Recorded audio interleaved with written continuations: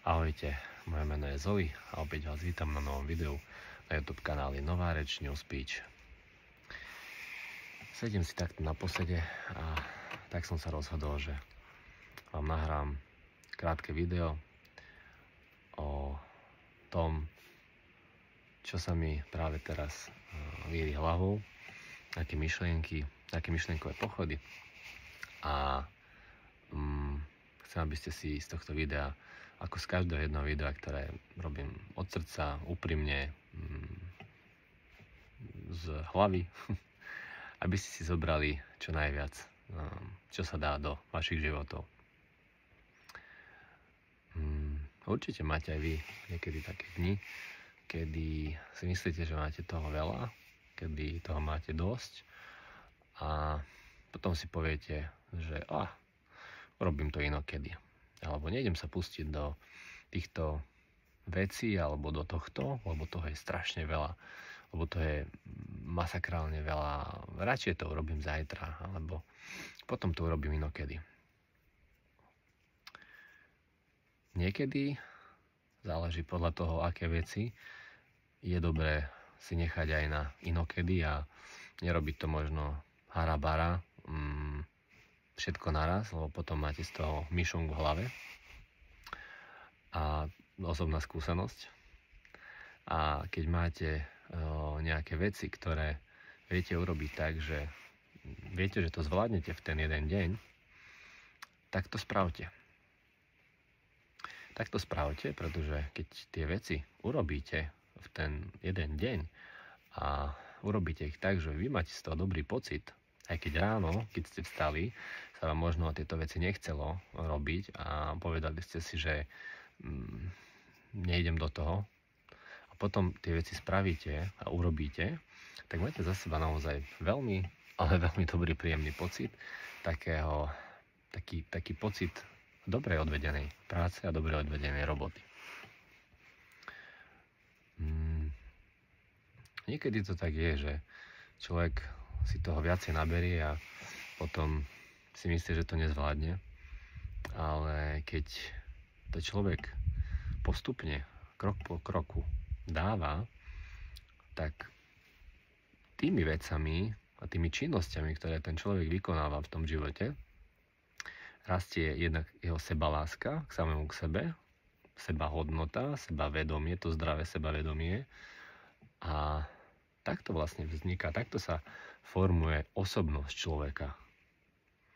Keď máte nejaké činy a skutky a vy ich v reálnom živote reálne aj urobíte. Určite poznáte aj vy rôznych ľudí, veľa ľudí takých, ktorí sa hrajú na niečo, majú možno celé dni na sebe masku a tvária sa, že sú takíto, tvária sa, že sú hentakí, tvária sa, že dosiahli toto, lebo robia toto a neviem čo všetko. Ale keď tú osobu bližšie spoznáme, tak zistíme, že je to fake. Zistíme, že to nie je pravda. Keď osobu bližšie spoznávate a keď osobu bližšie spoznáte, tak potom vidíte na tých ľuďoch, že naozaj niektorí ľudia akú takú masku vedia mať na svojich hlavách, na svojich tvárach a je to také celkom zaujímavé sledovať. Takže budujte svoje myšlienkové pochody a budujte svoje činy v životoch tak, aby ste nemali masky na tvárach, na hlavách, aby ste nemali fejkový život. Budujte a makajte na svojom živote tak, aby ste boli tak, ako ja som momentálne teraz tu, sám, nikto tu nie je vedľa mňa, iba puška a ešte moje sluchatka, ktoré som si dal pred chvíľkou dole.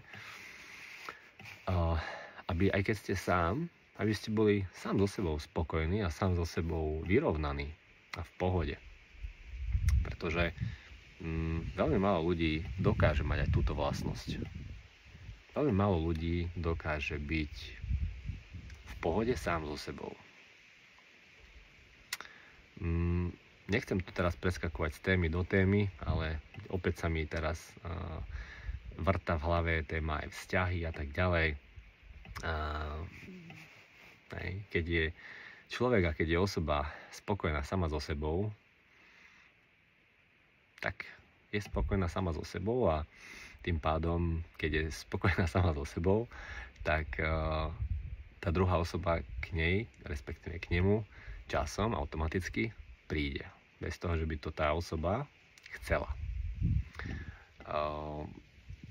Ja som mal tiež obdobia, kedy som sa necítil v živote dobre a ten život je naozaj nevyspytateľný a niekedy v tom živote si nevyberáte, jak sa hovorí, a možno niekedy nejaké rozhodnutia, ktoré si myslíte, že v nejakom momente a v nejakom čase sú správne, tak časom zistíte, že nie sú také správne a tieto chvíle vám dokážu zmeniť život,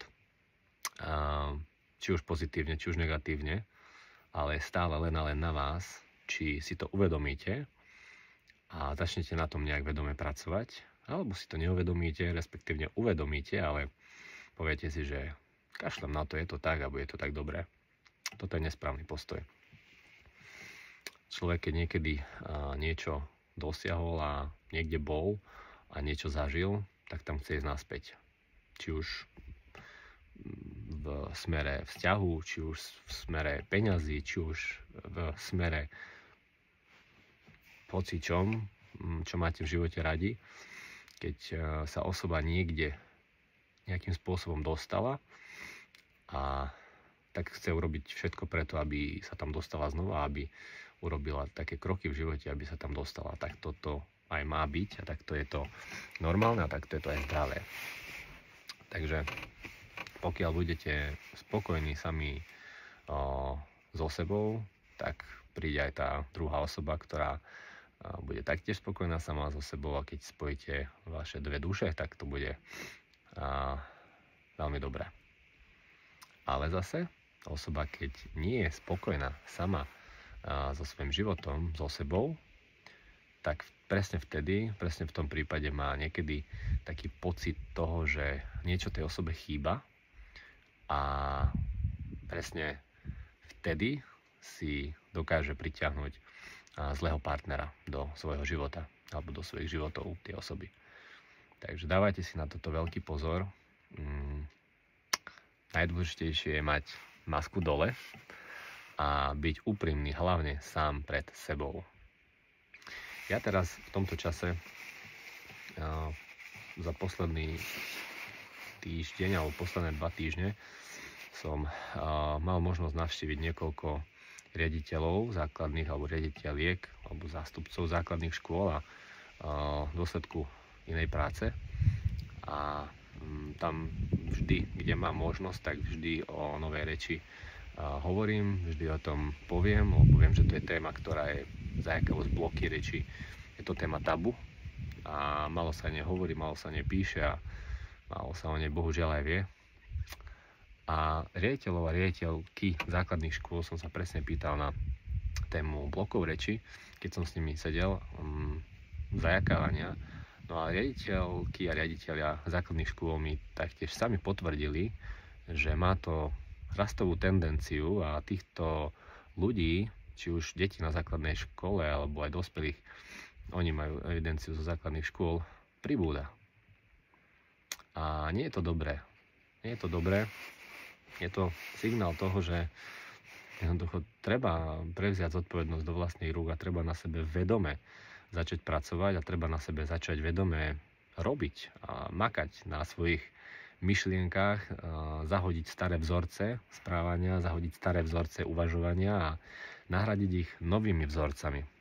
My ich napríklad nové reči nahradzujeme novým vzorcom komunikácie, ale o tom som už nahral jedno video a o tom som už rozprával.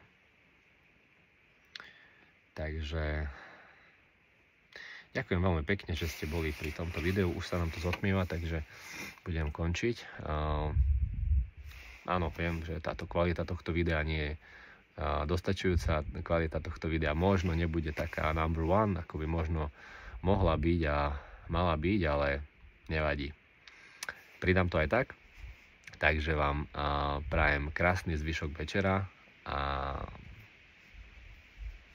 krásny týždeň a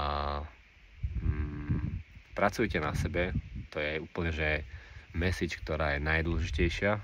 Makajte na sebe, pracujte, či už na reči, či už na tom, keď pracujete, alebo ste zamestnaní, alebo niečo, nejaký biznis tvoríte. Jednoducho pracujte na tom, a to možno sa opakujem, ale vždy o tom hovorím, pracujte na tom, aby ste boli lepším človekom. Pretože vy, keď budete vnútorne lepším človekom, tak automaticky to zrkadlíte potom aj do sveta a vlastne potom ovplyvňujete aj tých druhých ľudí. Takže ahojte, pekný večer a budeme sa počuť, respektívne vidieť na najbližšom videu. Ahojte.